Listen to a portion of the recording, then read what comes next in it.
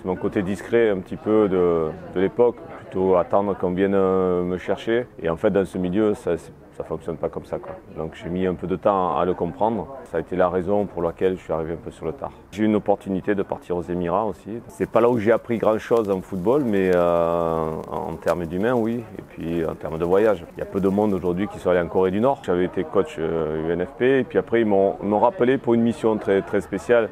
C'est d'amener une équipe de chômeurs, de gars qui cherchaient un contrat plutôt, et aux États-Unis.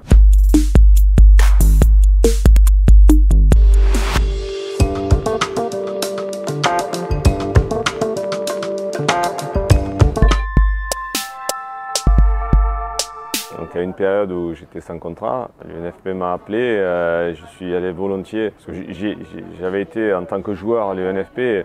Et je pense que je leur devais bien ça et ça m'avait bien aidé. Et en même temps, une expérience assez exceptionnelle. Donc j'avais été coach UNFP. Et puis après, ils m'ont rappelé pour une mission très, très spéciale.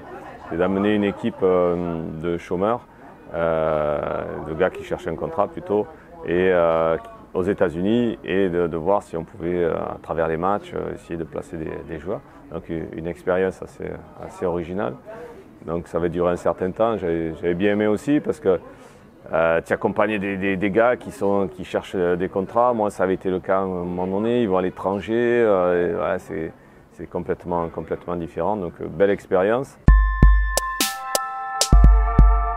Quand on finalise notre diplôme d'entraîneur professionnel, il faut quand même encadrer, être dans un club et faire un gros travail dans un club. Alors normalement c'est un club européen. Moi j'ai demandé une dérogation pour partir en Amérique du Sud, pour aller au Vasco de Gama de Rio. Je suis allé voir là-bas comment ils travaillaient, comment ils faisaient la formation, comment le travail administratif même, tout le fonctionnement, hein, parce que c'est un fonctionnement très particulier, avec des championnats par région et puis après nationaux. J'ai vu la finale de la Coupe du Brésil, enfin voilà.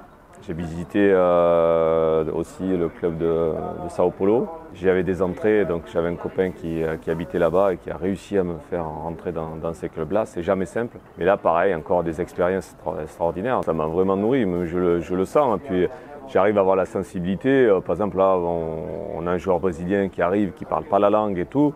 Je me mets dans sa peau parce que moi, quand je suis allé au Brésil et que tu ne parles pas la langue, et pourtant, moi, je n'étais pas joueur, j'étais juste visiteur quelque part. Il y a toute une découverte quand même. Et ça prend un peu de temps avant de se sentir à l'aise. Et j'arrive à comprendre qu'un joueur étranger qui débarque et s'il est un peu timide, avec un caractère un peu réservé, c'est pas facile. Il faut qu'il s'impose, il ne comprend pas tout, il ne connaît pas les codes.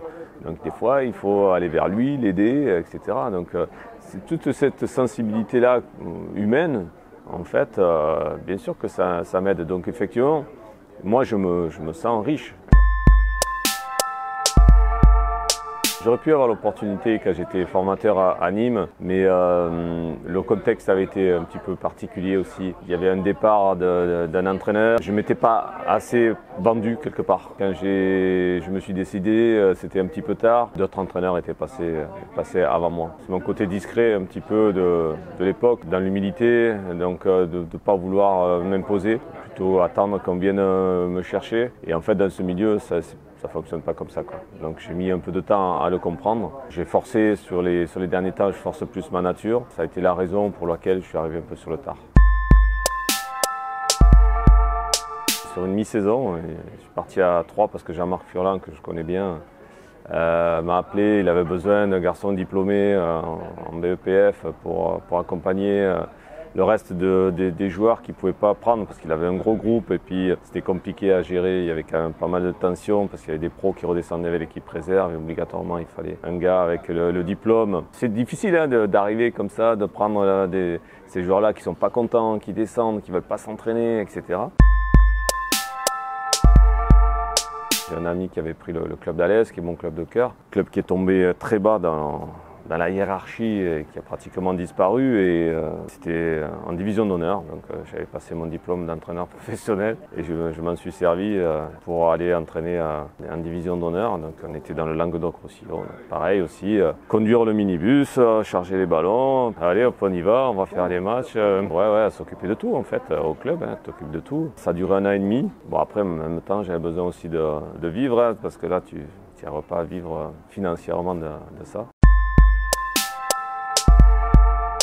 J'ai eu une opportunité de partir aux Émirats aussi, côté de Dominique Bâtonnet, qui pour moi voilà, une idole aussi, à l'époque de Saint-Étienne, qui avait besoin d'un adjoint français pour prendre la sélection des Émirats. Et moi qui parle très très mal anglais, je me suis retrouvé là-bas, parachuté dans cette ville extraordinaire, avec des voyages improbables, puisque on a fait la Coupe d'Asie et on devait aussi se qualifier pour la Coupe du Monde. Et bien sûr, avec grandes difficultés, bien sûr. C'est quand même pas un pays majeur de football. C'est pas là où j'ai appris grand-chose en football, mais en termes d'humains, oui. Et puis en termes de voyage. Il y a peu de monde aujourd'hui qui sont allés en Corée du Nord. C'est quand même très particulier, même si on n'est resté que 3-4 jours. Il suffisait largement pour voir ce qui se passe vraiment en Corée du Nord. Après Malaisie, Arabie, Oman.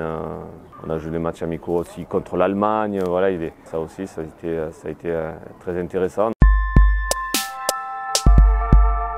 J'ai foncé parce qu'en fait, il y a le contexte aussi. C'est-à-dire que moi, je suis arrivé à Dijon pour être adjoint de Patrice Carteron. La première année, ça se passe bien. Patrice et son équipe, on monte en première division. Moi, je repars sur la deuxième saison. Je redémarre avec le centre de formation. Et puis là, le club de Dijon redescend en Ligue 2. Un nouveau président est nommé, le coach est viré, et c'est là l'opportunité se présente là. On n'a pas eu le temps de trop réfléchir. Et là, c'était le président Olivier Delcourt qui, lui, m'a donné ma chance là-dessus, qui, lui, débutait, moi, je débutais. Et on avait une situation quand même très difficile à gérer. Beaucoup de joueurs voulaient partir. L'idée, c'était de freiner la chute. Voilà, on sentait qu'on allait dégringoler. On a formé un staff avec des gars du cru. On ne s'est pas aperçu qu'en fait, on avait passé la période la plus difficile. C'était quand on a repris. Et en fait, on a tous foncé. On est arrivé à positionner le club. Bon, on a fini 7e. Et à partir de là, on a grimpé. Mais j'ai pas eu le temps de réfléchir.